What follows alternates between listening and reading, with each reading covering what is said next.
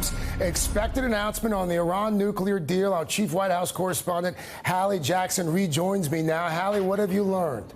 So here's what we have learned, Craig, according to two sources familiar with these discussions, that senior administration officials are briefing congressional leaders about the Trump administration's intent to remove the United States from the JCPOA, the Iranian nuclear deal. So what this does, Craig, this from these sources confirms what the expectation publicly had been, that President Trump will, in effect, do what he said all along he would do, which is get the United States out of a deal that he has described at various times as the worst deal, as a bad deal, as one of the worst deals ever made. So that is the baseline for where we are as we head into this event in just about 35 minutes from now in the diplomatic room of the White House. Here is what we will be listening for when the president speaks. What is the timing of this? Is there a grace period if the sanctions, presumably going back into effect, do go back into effect? When does that happen? What will the president say as an olive branch to allies who are very upset about this decision by the president, even if they are expecting it? Will the president make an overture to those allies in his speech?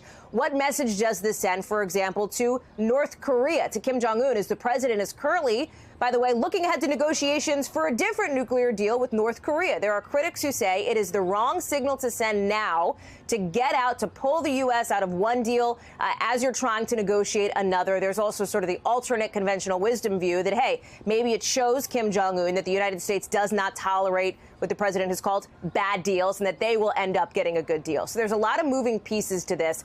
There's also the question of oil prices, for example, depending on these sanctions, what kind of sanctions go into effect, et cetera. If they're energy sanctions, you know, Iran has become an oil powerhouse. And so what does that do if, in fact, it becomes harder for Iran to sell its oil on the global market? Could that drive gas prices up? That is a concern from experts and analysts as well. So again, this is all. We will know exactly all of it from the horse's mouth at 2 p.m. Eastern time there in the diplomatic room when the president makes that announcement. But again, two sources telling us that, in fact, congressional leaders are being notified by the administration of the intent to pull out, Craig. All right. And Hallie, to be clear here, we're talking about the intent to withdraw. Are these sources telling us that the president at this juncture plans to propose some deal to take its place, or that the president has just decided this deal is so bad we're getting out and we don't really have any idea of a replacement? So far, what our sources are telling us are what I just sort of talked about there, and that's essentially the extent of it. But to get to the point of your question of will the president negotiate a different deal, there have been overtures that the president or that allies want the president to be open to that, right?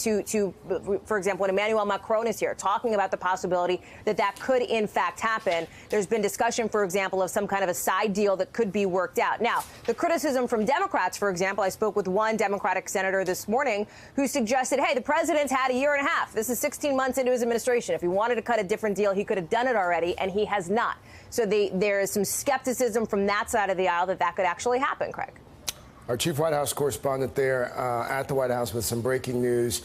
Sources telling NBC that they are being informed of the president's intent to leave the Iran nuclear deal.